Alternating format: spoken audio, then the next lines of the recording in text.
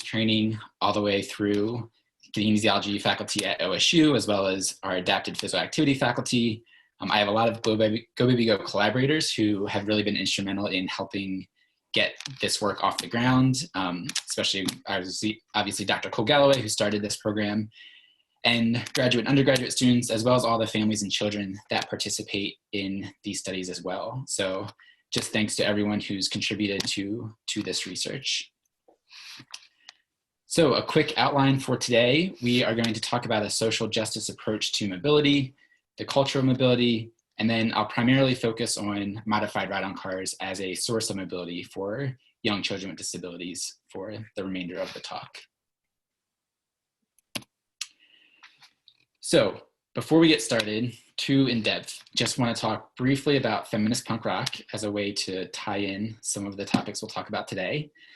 There's a great documentary called The Punk Singer, which is all about the lead singer of a band called Bikini Kill. And one of the things that they highlight in this documentary is how they created this movement called Girls to the Front.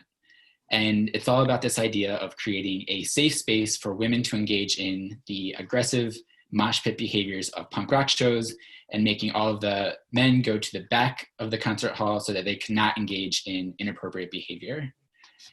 And so this was really interesting for me to watch, and this really just opened up a blind spot for me that has not been my perspective as someone who identifies as male. It was just something that hasn't been in my world perspective. So just really eye-opening. And so one of the main topics that I talk about today is implementing technology and training into the daily lives of families. And so just to acknowledge some of my own blind spots, one, we do not have any children, and we don't have any children with disabilities. And so I am always trying to be very respectful of what it means to incorporate technology and training into daily life, but also understand that I don't have that lived experience. So we're always trying to learn from families about how we can do things better than what we currently do. I'm also not a physical therapist or an occupational therapist. A lot of the audiences that I typically present to include PTs and OTs. And so for me, it's really helpful just to acknowledge that that is a blind spot that I don't currently have training in. And it's just helpful so that often when people talk to me with abbreviations that they think I should know from a clinical background, I'm really good at smiling and nodding, but just acknowledging that I don't have that background specifically. So our view is that mobility is a human right, and this is a position that is supported not just in some of the work that we've done, but also from the United Nations as well. And so we've worked on, I won't talk a lot about it too much, but some of the work I do is looking at how attitudes towards that idea of mobility as a human right is associated with other ways of thinking about disability. And so we've worked on developing a scale to try to get at that construct. And we've done one study with college students that has found that students who have a more social model view of disability, where disability is constructed by the attitudes, policies, and environments, rather than a treatment that should be cured or fixed in some way, that those that align more with a social model view of disability also tends to view mobility as a fundamental human right as well. And this was done with some colleagues here at OSU, including Dr. Kathleen Bogart and Dr. Erica Wokel. So young children with disabilities are a vulnerable population in two ways who face potential discrimination. One, as individuals with disabilities, as well as young children who do not have a voice in their mobility-related decisions until they are much older. They often obviously have to rely on adults and caregivers in different ways to facilitate those mobility experiences for them. So what is the gold standard? Some of our previous work has identified a large behavioral gap in the ability of children with disabilities to engage in behaviors where they combine their mobility and interacting with peers. And so for us, we're always thinking about whatever typically developing children are doing. That's sort of the gold standard that we're shooting for in terms of the behaviors that we're trying to promote for children with disabilities. We know that the onset of independent mobility between 10 and 14 months of age for typically developing children results in developmental gains. And so that's really the benchmark that we're trying to reach for in terms of providing mobility experiences to children with disabilities at that same age. There may be times when that isn't possible for different reasons, but that's always the driving force behind what we're trying to approach this work from. Some colleagues have developed this idea of one-time mobility, and I think it's really important concept that they really developed and been talking more about. And we used to call this idea of providing mobility to children young as early mobility, but there's been some discussion about the connotation that that might have of, well, we're not actually providing mobility early, we're actually providing it on time for children with disabilities as the same age as their typically developing peers. So that's sort of the lens that a lot of this work is framed, is that we're trying to have those equitable kind of experiences. So it's really interesting that for, in terms of talking about the culture of mobility, for adults, it's readily accepted that multiple modes of mobility are a means of getting from one place to another. And this also includes many forms of wheeled mobility. So one interesting example that I like to highlight is the use of bikes. This is a picture from a handful of years ago, visiting some friends in the Netherlands, and their culture is extremely bike friendly. There are bike highways that lead from cities to cities. You can go anywhere in the country on a bike. Our friends in Utrecht, they told us about this new bike parking garage that was recently opened. It's the largest in the world at one of the train stations, and it holds about 13,000 bikes. And our friend told us it's not even big enough. It filled immediately, and there's still bikes overflowing everywhere.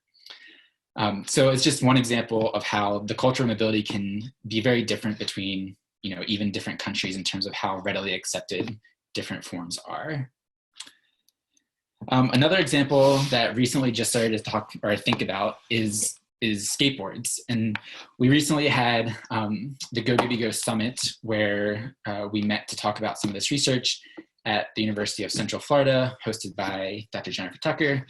And what was really interesting about their campus was it was very skateboarder friendly. You walked into a dining hall and they had a skateboard rack for students to put their skateboards on the rack as they went and dined. I just thought this was really interesting. I went to a local park that's within walking distance of my house recently, and there's a no skateboarding sign with right on the paved paths. And I just started to think about why skateboarding could be so accepted in one environment and not in the other. And so I'm not specifically here to advocate for skateboarders necessarily, but it's just something that is really interesting, that really does depend on the context and how these different forms of mobility are accepted or not accepted depending on the environment. We also have no idea what mobility is going to look like in the future as culture changes. This middle picture here, for those of you in our college, this is myself and Drew Ibarra dressed up as Marty McFly for a Back to the 80s prom. And we were promised hoverboards from that movie several decades ago. We're all still waiting for this to really, really come to fruition. But it's just the idea that we don't know what mobility is going to look like in the future.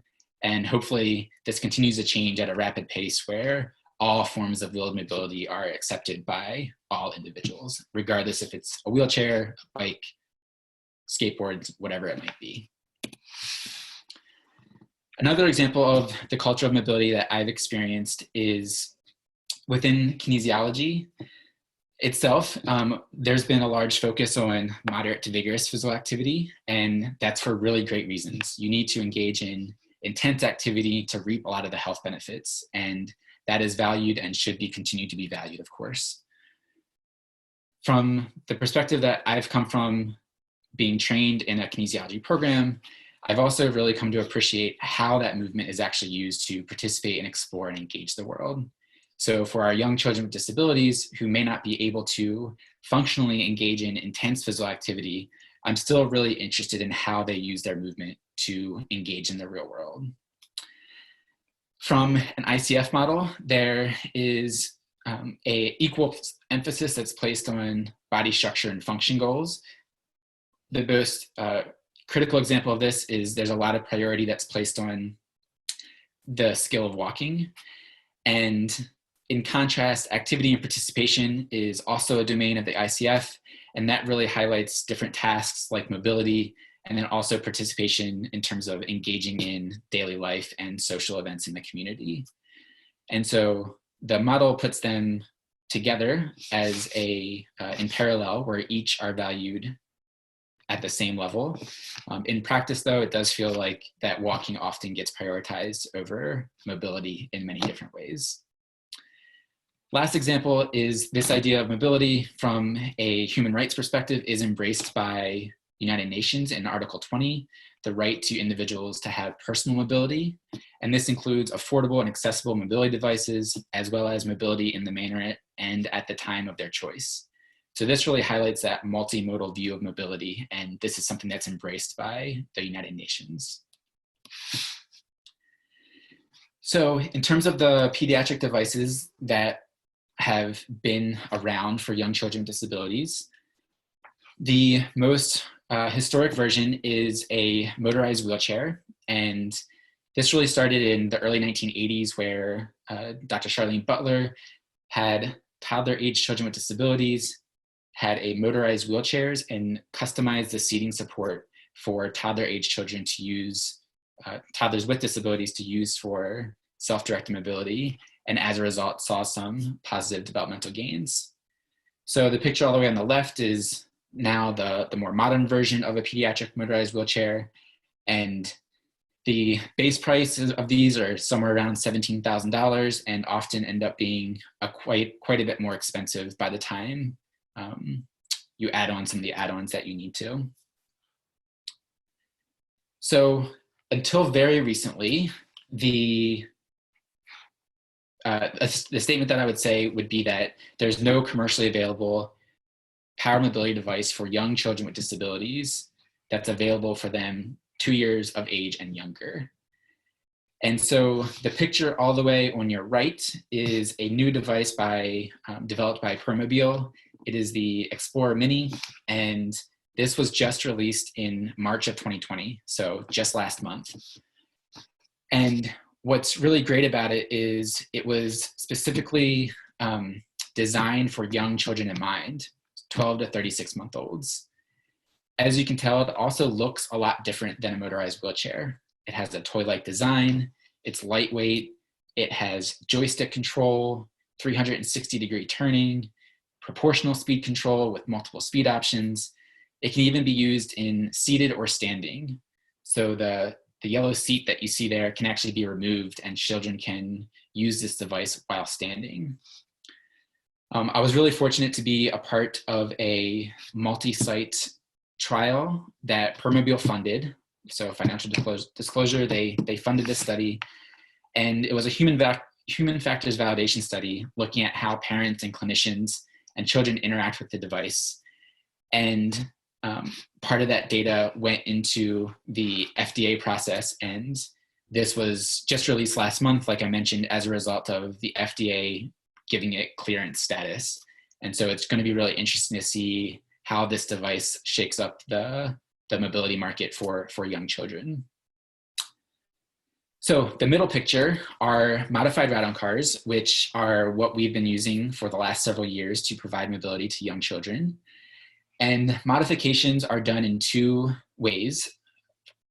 Typically, these cars will come with a foot switch for activation, or a really small button on the steering wheel that children will have to use their pointer finger to use a lot of fine motor control to activate. So the two ways we modify these cars are, one, we add a really easy to press activation switch. So on the steering wheels of both of these cars, you can see that we've added a really large and easy to press button. That makes the activation a lot more accessible. And then two, we'll use low-cost materials like PVC pipe, kickboards, and swimming pool noodles to build up a customized seating support system so that safety is maintained.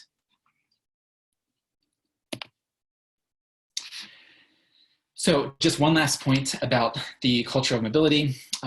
Hopefully by the end of this talk, you'll hopefully come around to the idea that some of these assumptions from a more medical model view of thinking about mobility aren't necessarily the only way to view mobility. And so a few of these perspectives include that, it's unclear the benefits of power mobility. There's, again, that emphasis on having as much physical activity as possible. Also, there's an assumption of children should be using any device that will promote physical activity and provide mobility at the same time. There's a good reason for that for some cases. If you're able to work on the physical skill of walking while also being able to engage in mobility, then that might be a good option for some kiddos. For some kiddos, however, the act of working on their walking might be really fatiguing and exhausting. And so even if they're able to walk with assistance, by the time they get where they're going, they may be fatigued and not able to engage in that life situation the same way in which they would if they use a power mobility device of some kind. There's also, I'm not super familiar with the current state of baby ring walkers, but that has been proposed as one option for mobility. I did a quick Google Scholar search, and all of the articles that came up pretty immediately was the negative outcomes of those devices. And so I need to look more into the current state of those devices, but just sort of acknowledging that there might be devices out there, but also they need to be studied as well. We have also, knowing that there is this large emphasis placed on physical activity, we have embraced that in some of the newer versions of the modifications of the ride-on cars, and you'll see an example of that later on. So in terms of power mobility from the motorized wheelchair perspective, there is a lot of literature now that highlights all of these different potential benefits, mobility skills, overall development. One of the main criticisms of this body of work is that they are, the research designs are not always extremely strong and robust. And as a result, the level of evidence tends to be weak or moderate. And one of the difficult things about this research is that because we have so much initial evidence that suggests that there's potential benefits, it gets really hard to have control groups where you purposely withhold mobility devices from a control group compared to a treatment group to look at outcome differences. And so there has been one randomized controlled trial conducted by Dr. Maria Jones and some colleagues, and they did find positive benefits as a result of having access to a power mobility device at a young age.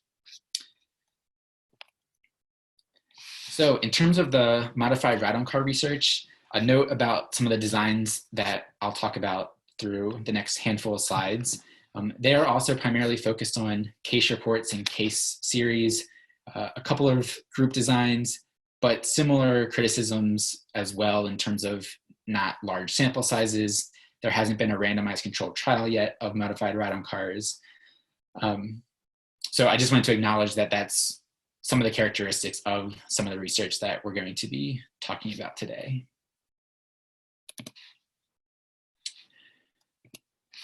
So in these first few studies, they really demonstrated feasibility. And so there were a handful of case reports and case series, and the main take-home messages were none of these children in these reports were traditional candidates for power mobility because of their young age, which was often 2 years old and younger, or because of their diagnosis. For example, children with Down syndrome are going to walk, although it's delayed until about 24 months of age, plus or minus a wide range. And so for those children, they're never considered candidates for power mobility because they're going to be walking before a device is even available. The two main take-home points from these initial studies was all of these children could learn how to independently activate the switch, and all but one of the children enjoyed driving. Just a quick story about one of these kiddos, the little girl on the right wearing the glasses. It wasn't really clear how far she was able to see in her environment, and she was using the ride-on car during the intervention with her mom in the driveway of their home. And she, from about 20 or 30 feet away, saw an orange cat that came out from behind their shed. She pointed to it, vocalized, and drove over to go play with the cat. And at that point, they didn't really know how much she could see beyond 5 to 7 feet. They thought it was fairly blurred shapes anywhere remotely past that point. So that orange cat, who's named Calvin, has become a part of the family. And I feel like that's one of the most powerful findings that we've had in these ride-on car studies, although it's also something that was extremely difficult to measure. You know, we mention it in a discussion section, but sometimes a lot of the changes that we're seeing aren't easily captured by traditional developmental assessments.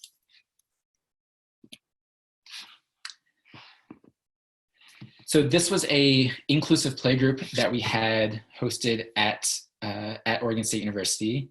And I'm gonna start the video as I continue to talk over it. This was an inclusive playgroup where we had a baseline phase where children played with developmentally appropriate toys. This kiddo here, you can see during the baseline, would often go to the kitchen, and that's where he would play for the remainder of the play session. During the intervention phase, kids with disabilities got access to the modified ride-on cars. And what we found was that they had some positive changes in peer play behaviors while using the cars during the intervention, compared to while not using the car during the baseline period. And I'm gonna let this play for another 15 or 20 seconds or so.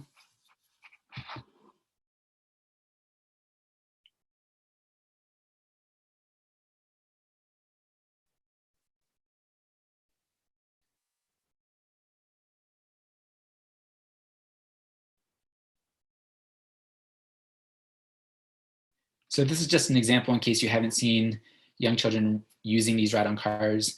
This next 10 or 15 seconds is, in one way, a perfect example of what we're trying to promote through these access to these cars.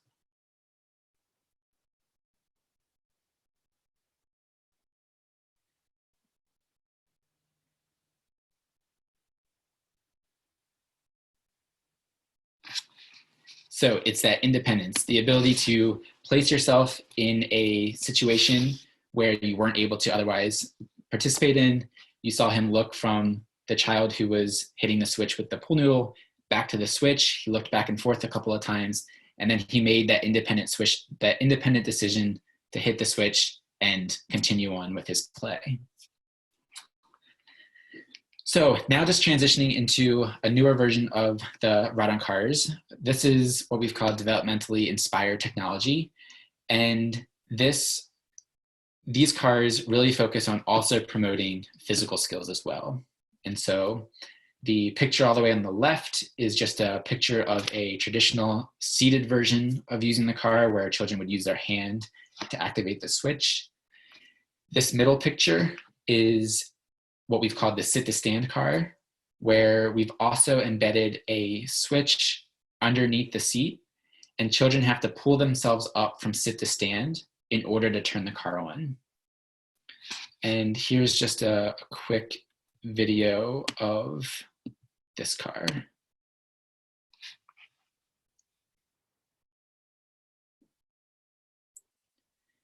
So here you can see he's actually pulling himself up, and that's what's turning the car on to make it go. And then lastly, all the way on the right, this is what we've called the power push car. And you can see on her right hand, she's actually grabbing an activation switch. So she grabs the switch, it turns the car on, and now she's walking behind the car to keep up with it, to work on functional walking. And that modification came from Dr. Anjuna Sabet in Cleveland, who was working with families who had that suggestion, and it was incorporated into the study design. So this really gives you a full sort of spectrum of young children using them while seated, transitioning to standing, to then walking, so that eventually they walk away from the device and they're independently walking. Again, it's not the case for every kiddo, but it's just one avenue that we've explored. So using the sit to stand version of the ride-on car, we had a preschooler at an early learning center, and we used video recordings and behavioral coding, and we looked at how he engaged with play with his peers using either his forearm crutches or the sit to stand car in the gym or on the playground. And as you can see here, we saw some positive changes in social interactions with peers while using the car versus using his forearm crutches. So another example, these studies were funded from an NIH R21 mechanism with Dr. Cole Galloway as the PI. And for the group that we had come through our sites, we had 4 kiddos with Down syndrome. It was a 9-month intervention. And we were trying to see if we could promote the earlier onset of walking, as well as the feasibility of these children to learn these 2 different kinds of activation modes for these cars. And so here's another example that I'll play as I continue to talk for a second. So there's the classic group of studies with infants with Down syndrome of treadmill training, where if you support these infants underneath their arms with supported stepping on a treadmill starting at age 10 months or so, that you can promote the earlier onset of walking from 24 months of age to 19 months of age. And we know with walking comes developmental benefits. And so that was the inspiration behind these cars, was can we replicate the functional training of the treadmill training studies, but also provide mobility to participate in life as well. So this initial study showed feasibility that these children could learn how to use the seated and the standing modes, and that they also enjoyed driving. And these kiddos started when they were 7 months of age, so rather young.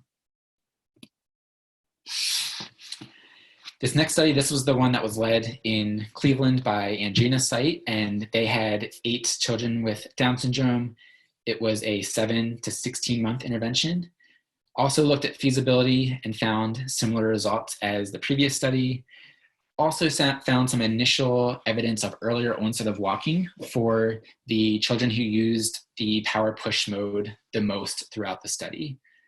So they had an onset of walking at about 21 months of age compared to 25 months of age for those children who only used the seated and standing versions. Again, small sample, no control group, can't generalize, just initial evidence that perhaps we can promote the earlier onset of walking through these different ride-on car models.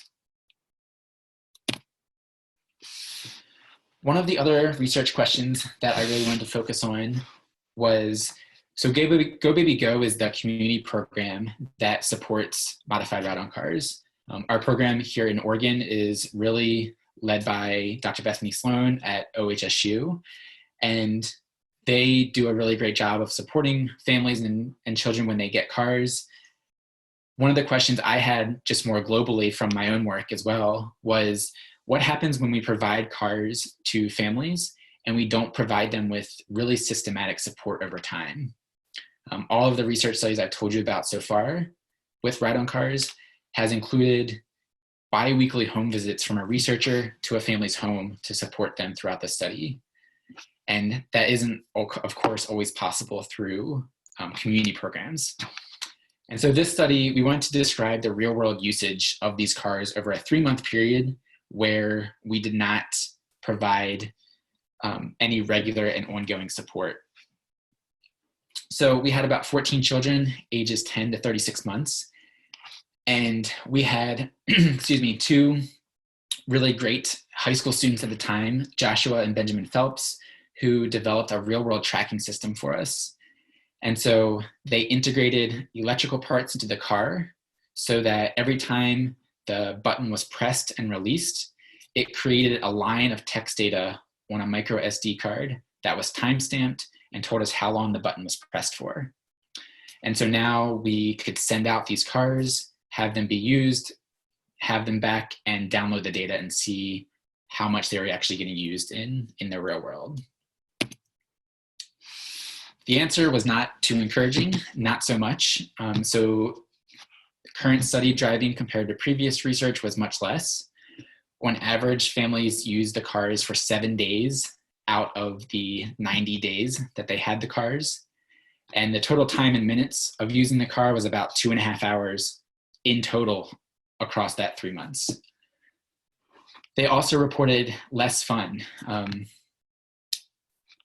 Cole made up this really great measure that we continue to use, which is the fun index, which is simply a 1 to 10 scale of parents' perceptions of how much they perceive their child to be enjoying using a ride-on car. And so the fun index reported for this study was much less compared to previous studies. And of course, the main reason is likely because they weren't receiving ongoing support that we could support them in different ways. So if children didn't react positively the first couple of times they got experience in the car, in the past, we were there to troubleshoot and figure out ways to scaffold their learning and to figure out what works and what didn't work on an individual basis. So of course, that's probably the largest reason in a general sense as to why driving was so much less for this study. So to get a little bit more information about that, we conducted a couple of studies to look at perceived barriers to using these cars. One, we did a systematic review of the literature, and essentially what we found was the environment, like physical space and weather, and device characteristics were the most commonly reported perceived barriers, which was a little bit surprising given ride-on cars are lighter. You can take them in the back of a car. You can use them indoors to some degree. And so it wasn't entirely surprising because environmental and device-related barriers are the same that are most often reported for barriers to using motorized wheelchairs. But it was also a little interesting that the same kinds of barriers continue to emerge. The same was true for a pre-post study at barriers that we did, which was the same tracking study I just told you about. And we just asked parents before and after what their perceived barriers were. And we noticed that their perceived barriers increased before and after that 3-month period. So as they got experience using the cars, they experienced more perceived barriers that they didn't anticipate. And so this was really great information for us because there's a lot of perceived barriers that were identified that we actually might be able to modify in different ways. And so some future directions of this work really is to figure out how to support families to use modified ride-on cars, excuse me, in a way that is systematic and scalable. You know, biweekly home visits to the home might not be possible, but are there other ways that we can deliver parent support on the front end when they're first getting cars so that they don't experience a lot of these perceived barriers? A lot of these barriers are modifiable to some degree.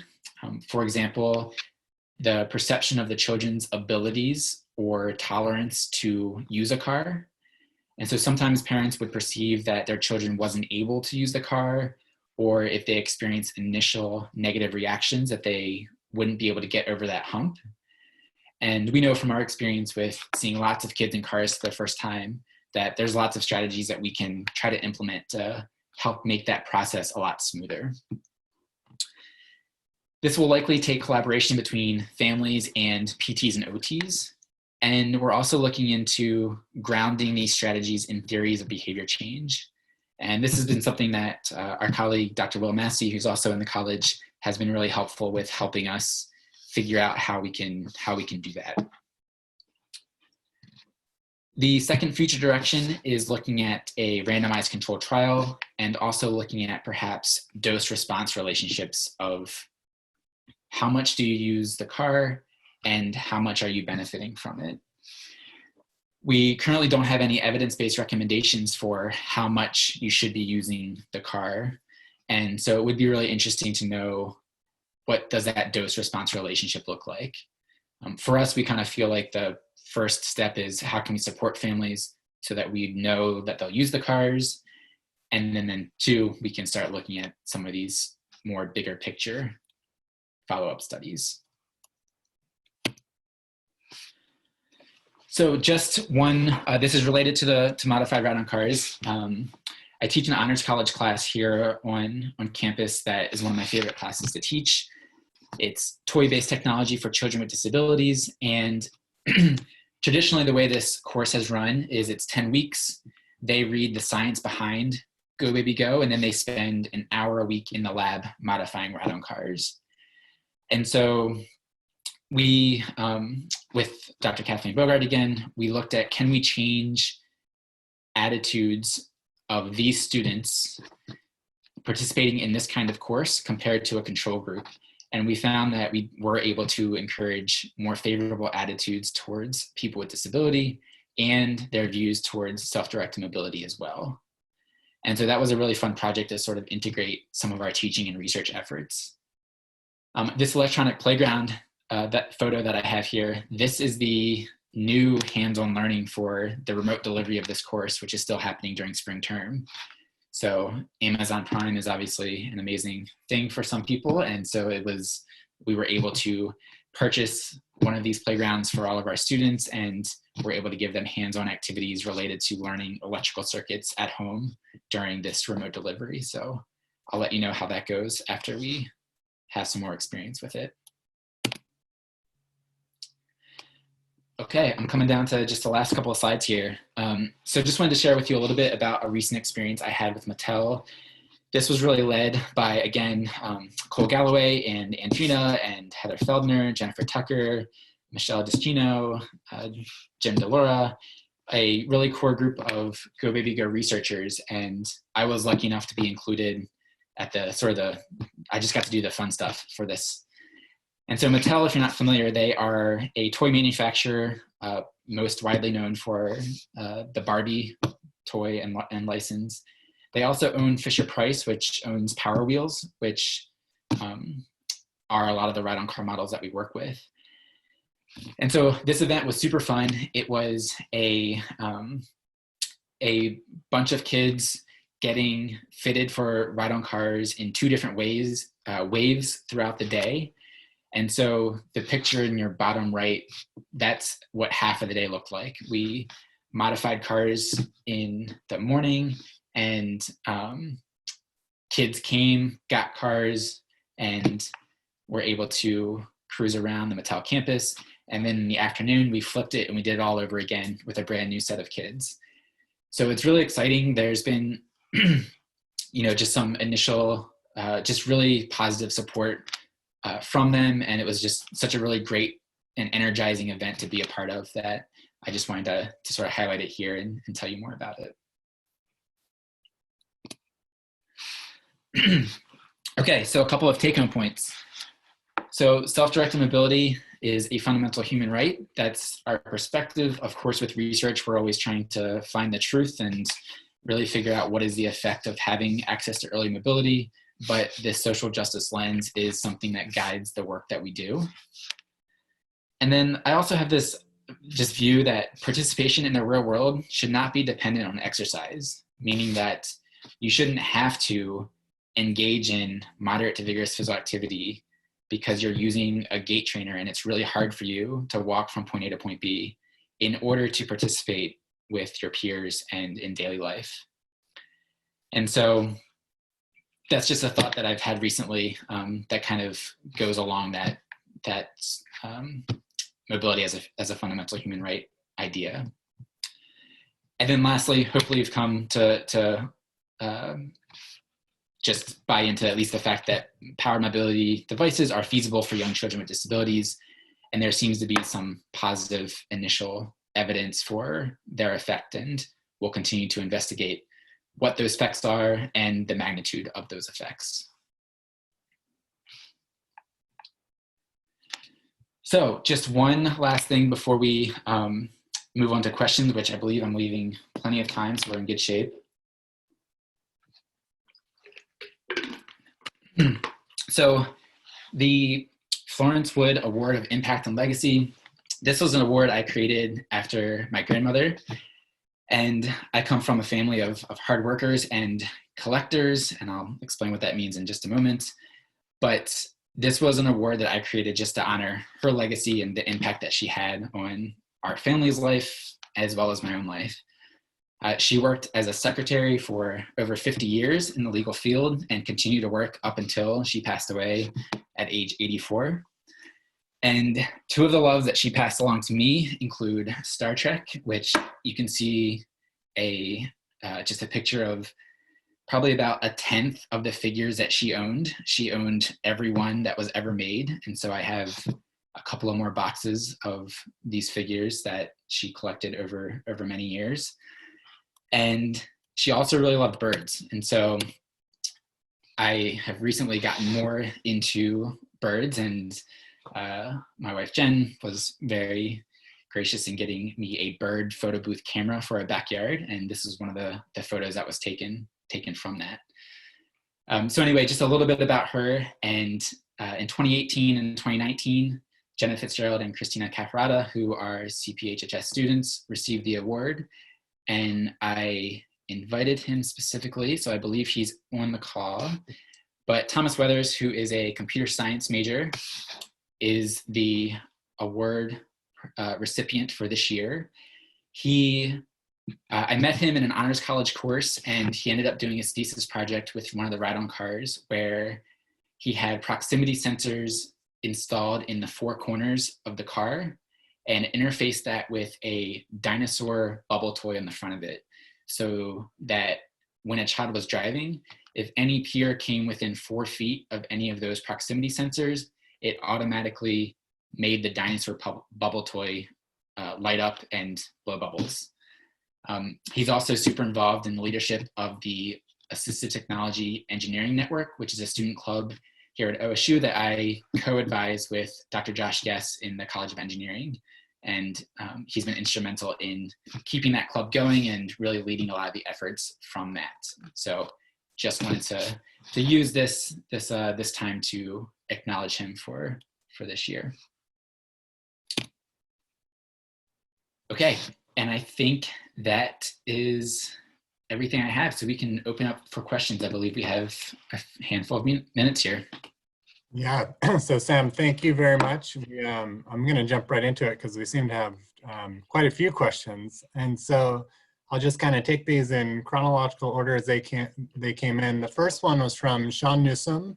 Really, when you were discussing the various types of cars, and probably specifically the new Explorer Mini that was just developed, what are sort of the costs of those cars for families, and are there programs in place that will subsidize the costs? Are they covered by health insurance at all, or how would families who might not be able to afford them gain access? Yeah, great question. So for the modified ride-on cars, it costs about $200 from start to finish. That includes the ride-on car itself and the modification supplies. To a large degree, at least at our sites here, when I first came to Oregon State using startup funds, and I know Bethany has done a lot of work with Go Baby Go Oregon, that we have always had a donate what you can model, where if you can donate, great, but if not, no one's ever been turned away from getting access to a car.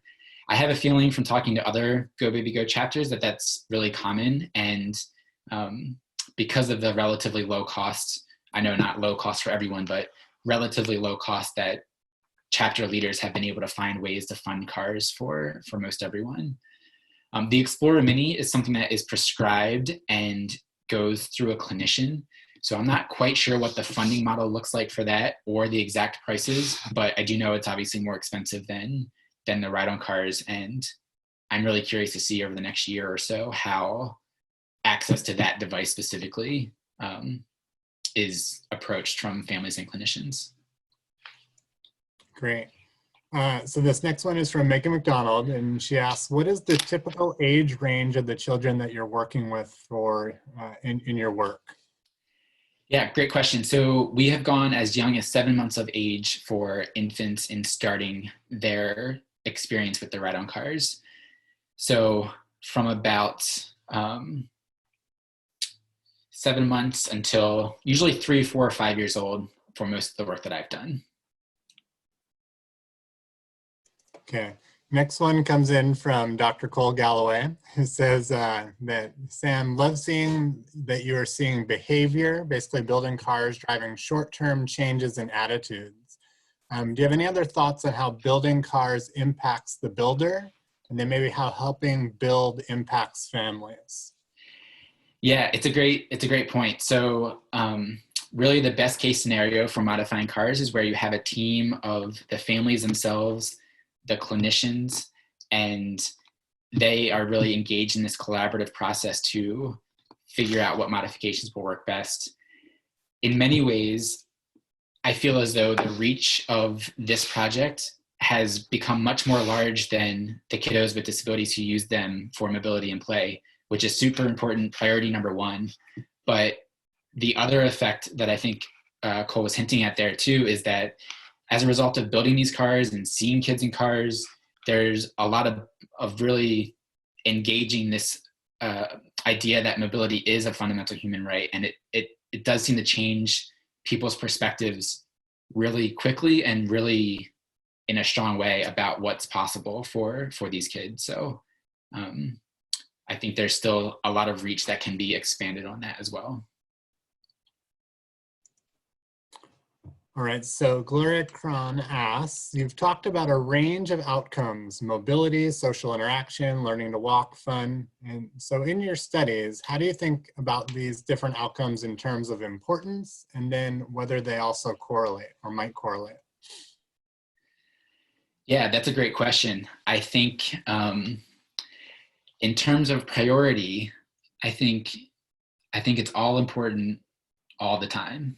And so I think if I had to pick one, it would really be the mobility and fun, or pick two, I guess, but really mobility and fun. I think if we can get some other benefits out of it, that's really great. But I think the ability for these kids to have independence, to exert that independence in the world is really important above everything else, I would say. So I'm not sure if you will have insight into this one, but I'll ask it here from Abby. What are the implications for this type of mobility devices for health insurance providers? And I guess you mentioned you weren't sure exactly how the Explorer Mini was funded, but do you foresee where this should be something that should be covered by health insurance providers? Have you kind of been in that space at all? Yeah, so the motorized wheelchairs are certainly funded through insurance providers to some degree. Not exactly sure how quickly that pace happens. For the ride-on cars, I have heard of some places actually being able to get, not necessarily through insurance, but through other programs of flexible medical spending, depending on different states, that if there's a kind of a general account that families have to spend from, depending on the state's program, that they can use those funds to purchase a car in that way. That's really state dependent. But those are a couple of thoughts of how people have been getting access to these devices. All right, and so from Samantha, have you seen through your work a shift in the culture surrounding powered mobility? Can you think of an example of when this work has impacted a shift in individuals' perspective? Yes, I think there's two answers. I think one is yes, for those that experience it and do it and modify cars and see kids in cars, I think there's a big attitude shift. Even the example of the kiddo, seeing a cat for the first time, that really changed the family's perspectives about what even the kinds of opportunities to provide to that child to use the car in, or even outside of the car as well. And so I think that certainly happens. I think the bigger piece that's more difficult, of course, is how to change that culture more broadly. Sometimes I forget that the people that I'm interacting with don't know what this is, don't have this view yet. And not that I'm just trying to push this view on them, but they just haven't experienced this idea of what mobility might look like for these kids. And so I think broadly, that is a much bigger challenge of how to shift the culture beyond those that come to us and are at least interested in the first place to get exposure to these kinds of topics and the ride-on cars in general. Okay. From Kathy, first of all, great presentation. She mentions that you spoke about the class you teach and how students' participation within it allowed for some positive change on attitudes towards individuals with disabilities, but then also contrasted that a bit with how you spoke to the medical model, lens tendencies, and how other interventions have had mixed results. Can you expand a little more to what you think may have made a positive impact on students within your class specifically, kind of giving them insight into this area? Yeah, I think one of the things that's really interesting about this work is that these students are able to, in that class, they can read the science behind it, but then because we become close with families and they're really generous about providing permission to share their photos and videos, that I can show them videos of these kids in action as well. And so they're not just reading these articles, but they're actually seeing it in some degree. So I think that's really important. And we do try to varying degrees of success, but try to get them in-person interaction with kids as well. There's also there's a great documentary called The Miller Twins, Normal Like Us, and it's about two toddlers with spinal muscular atrophy in rural Alaska in the late 80s whose parents built them a early powered mobility device. And it's an Oregon Public Broadcasting documentary. It's super great. That documentary highlights so many, if not all of the aspects of the topics that I talked about today, but in a really grounded, family-based way. So I also think them seeing the connection between the science and the families is what's really impactful. All right, interesting question here from Kara Palmer. Have you looked at the perspective or behaviors of typically developing children to see how these devices influence their perceptions and interactions with their peers who may have disability? No, that's a great question. It has been something that we've been thinking about and talking about for a while, of the effect of the cars with typically developing children. Obviously, these were originally used as a toy first, and they're still used as a toy even in this context, but they've been used for a long time by children without disabilities. And so, yes, I don't have an answer, but I think that's a great area for future work to see what the similarities and differences might be.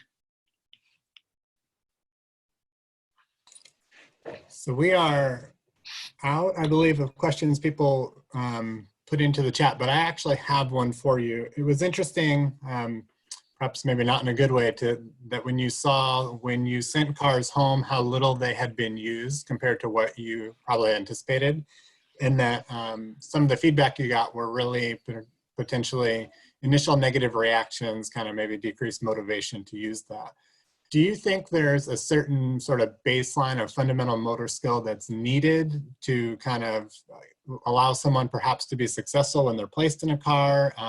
Is there a way that you might have a screening process to kind of, maybe just certain individuals aren't ready yet and they need something more simple before they can go on to that? Or is that not the case of what you see when you work with these children? Yeah, so it's a great question. In general, we have always casted a really wide net to having kiddos try it out to see what happens the first time. Our main consideration is always, for that initial, is not necessarily our perception of what they can or can't do yet, but really just safety and making sure, usually head control is the big one, that we want to make sure that they have some appropriate level of head control so that family, clinician all feels that their child will be safe using the car. And that's sort of our baseline criteria. From there, there's not a whole lot that guides us in terms of which kiddos might be good fits or not good fits. With having experience with so many kids in cars for the first time, there's always a range of kids that pick it up immediately to those that need some more time. I'm always amazed and just surprised sometimes that kids still surprise us. And there's some kiddos that you see their level of functioning physically more than anything, and you think it's going to be really hard for them to be able to activate the switch. But then you get a group of clinicians and families brainstorming, and they've now moved the switch to the side, so that if their kiddo is only able to lean one direction or the other inch or two, they're able to problem solve a means for them to activate the switch in these really unique and novel ways. So it varies widely. And I think the main approach has been to sort of cast a extremely wide net and then sort of learn from the kiddos and see what we can do better to help facilitate their access. Okay, we probably have time for one last question here. So here was a follow-up question from Dean Nieto, which was, if family support is needed, how do you see this being applied in the real world? Is it insurance, healthcare support, et cetera? Kind of how would you see this kind of being, I guess, disseminated more broadly in improving access? Yeah, so ideally the PTs and OTs working with these kids would help support their initial experiences with the ride on cars and support them while they're learning to drive. And that is what happens to some degree in the real world.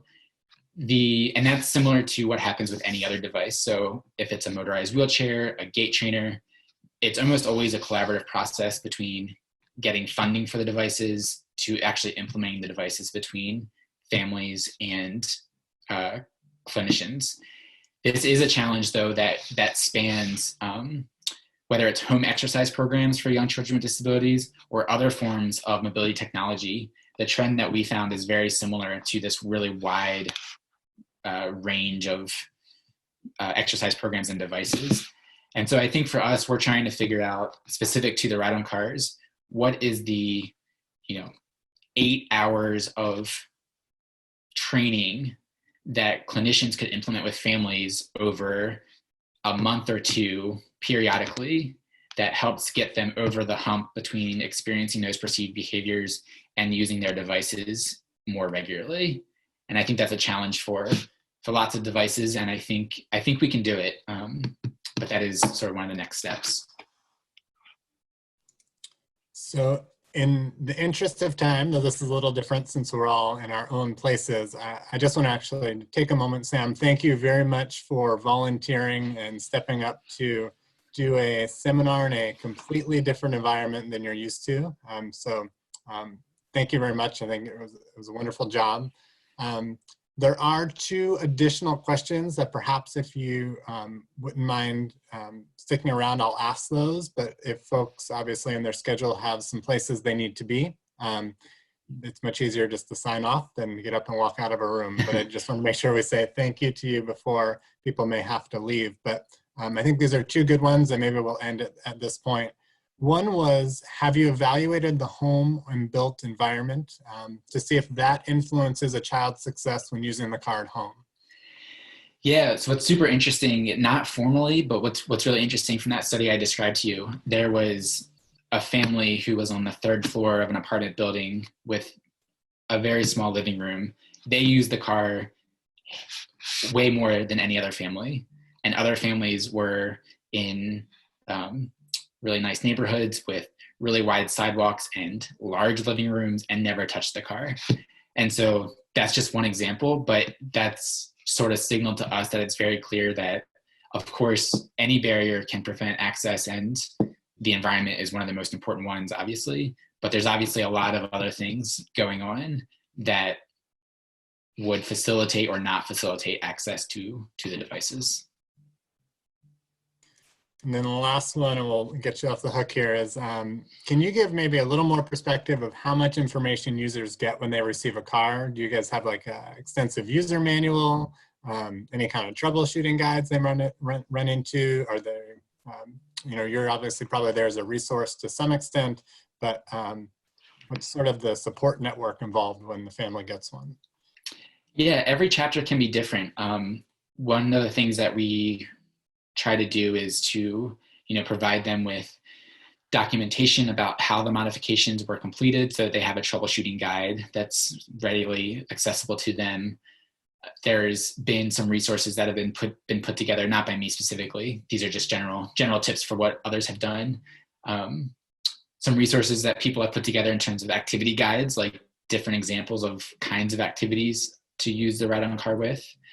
And so I think, as Cole describes it, Go Baby Go is this grassroots, loose collection of chapters and organizations that are all just sort of like-minded people and trying to do the right thing for kids and families for this project. And so I think that's one thing that might be coming in the future sometime, of sort of this collaborative, one really vetted manual is too boring of a word, but some sort of guide that could be given to families that really consolidates a lot of this information that's out there to give them a starting point and a resource. Wonderful. Well, thank you once again. There are tons of comments here from others. Thank you for a great presentation.